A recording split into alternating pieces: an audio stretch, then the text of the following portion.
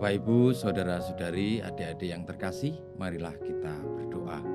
Dalam nama Bapa dan Putra dan Roh Kudus. Amin.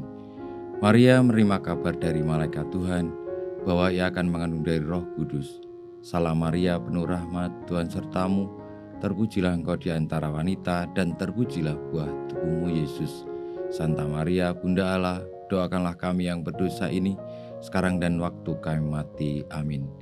Aku ini hamba Tuhan, terjadilah padaku menurut perkataanmu.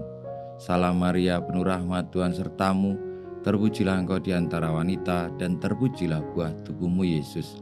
Santa Maria, Bunda Allah, doakanlah kami yang berdosa ini, sekarang dan waktu kami mati. Amin.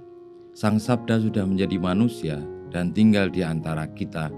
Salam Maria, penuh rahmat, Tuhan sertamu, terpujilah engkau di antara wanita, dan terpujilah buah tubuhmu Yesus. Santa Maria, Bunda Allah, doakanlah kami yang berdosa ini, sekarang dan waktu kami mati. Amin. Doakanlah kami ya Santa Bunda Allah, supaya kami dapat menikmati janji Kristus. Marilah kita berdoa. Ya Allah, karena kabar malaikat, kami mengetahui bahwa Yesus Kristus Putramu menjadi manusia.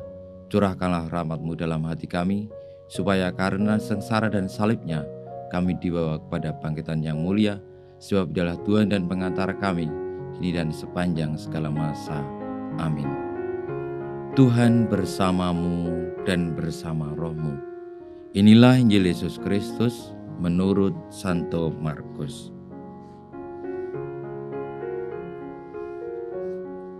Pada suatu hari, Yesus bersama Petrus, Yakobus, dan Yohanes turun dari gunung, lalu kembali pada murid-murid lain.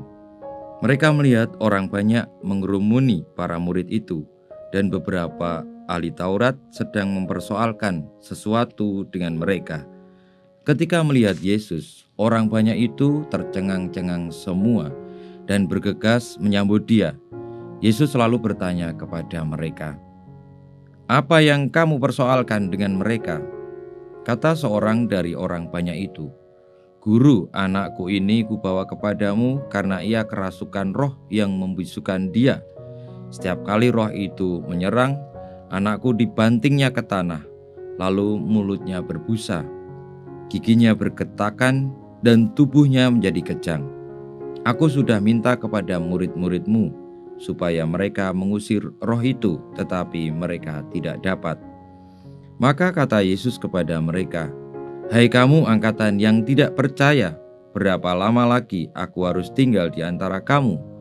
Berapa lama lagi aku harus sabar terhadap kamu? Bawalah anak itu kemari." Lalu mereka membawanya kepada Yesus. Dan ketika roh itu melihat Yesus, anak itu segera diguncang-guncangnya, dan anak itu terpelanting di tanah dan terguling-guling, sedang mulutnya berbusa.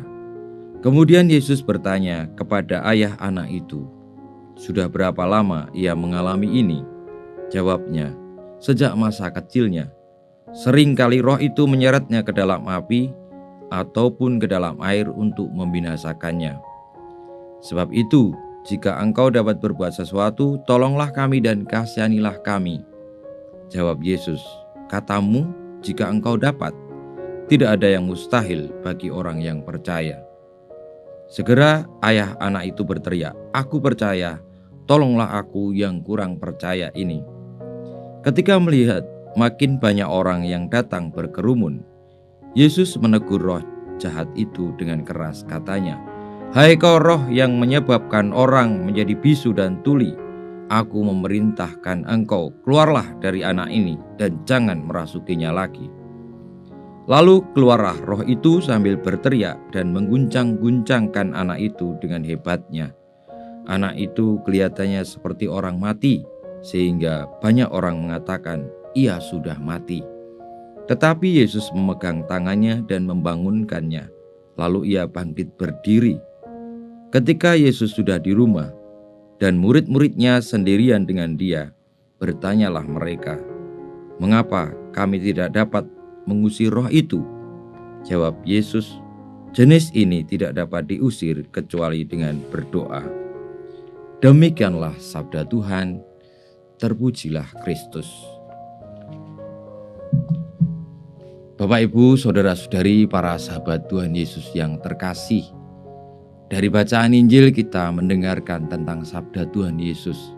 Bagaimana para murid ketika dimintai seseorang yang memohon kepada mereka supaya anaknya yang dirasuki roh jahat, lalu memohon supaya para murid mengusir roh jahat itu, dan para murid tidak dapat, lalu datang kepada Yesus.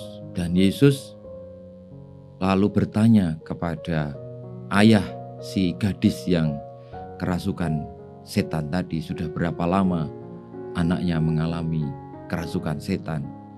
Dan akhirnya lalu Tuhan Yesus mengatakan bahwa tidak ada yang mustahil bagi orang yang percaya. Karena awalnya si ayah tadi dari gadis yang kerasukan setan tadi, anaknya yang kerasukan setan tadi, tidak percaya atau kurang percaya. Namun ketika Tuhan Yesus mengatakan demikian, tidak ada yang mustahil bagi orang yang percaya, lalu si ayah tadi mengatakan, aku percaya, tolonglah aku yang kurang percaya ini. Maka Tuhan Yesus akhirnya memerintahkan kepada roh jahat itu agar tidak merasuki si anak, dan dengan demikian si anak dibebaskan dari roh jahat. Saudara-saudariku yang terkasih, kadang kita mudah sekali untuk mengatakan percaya, percaya, dan percaya. Tetapi untuk prakteknya seringkali justru yang tidak mudah. Karena kita lebih suka untuk mengikuti keinginan kita sendiri. Kepercayaan berarti memasrahkan diri, berarti menyerahkan diri, membuka hati dengan rendah hati kepada orang yang dipercayai, kepada sesuatu yang dipercayai. Dan ini membutuhkan sikap hati, bagaimana mau rendah hati untuk menjadi percaya. Dan itulah yang akan membuka banyak hal, kemungkinan tentang keselamatan, tentang kesembuhan. Ya misalnya kalau kita ini sakit, tentu kalau kita percaya kepada hal medis atau dokter maksudnya, pasti ada jalan. Tetapi kalau kita tidak percaya, ya sudahlah. Mungkin kita hanya berpegang pada keinginan kita sendiri.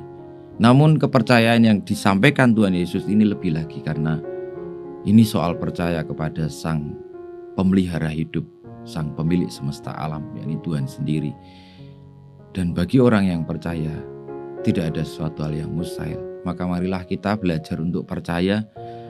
Paling tidak kita mengawali dengan hal-hal yang sederhana di sekitar kita.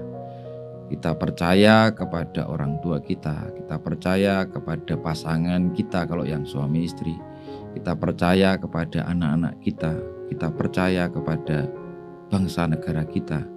Dengan demikian kita boleh untuk dengan rendah hati terus-menerus menyadari bahwa mereka itu juga menjadi tanda kebaikan Tuhan dalam hidup kita ini.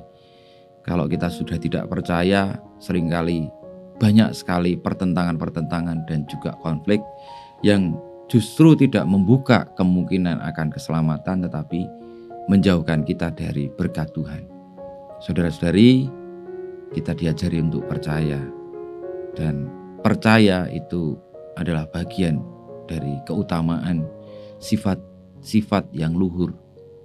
Bagaimana kita orang-orang yang senantiasa bergantung pada Allah. Kepercayaan kepadanya akan membawa keselamatan dan kehidupan. Kita mohon berkat Tuhan. Ya Yesus, jadikanlah hati kami seperti hati-Mu, Tuhan bersamamu dan bersama Roh-Mu. Kita semua hidup kita, perjuangan kita untuk menjadi orang-orang yang percaya kepada Tuhan Yesus, Sang Mesias, Penyelamat umat manusia, senantiasa dibimbing, dilindungi, diberkati Allah yang Maha Kuasa, Bapa dan Putra dan Roh Kudus. Amin.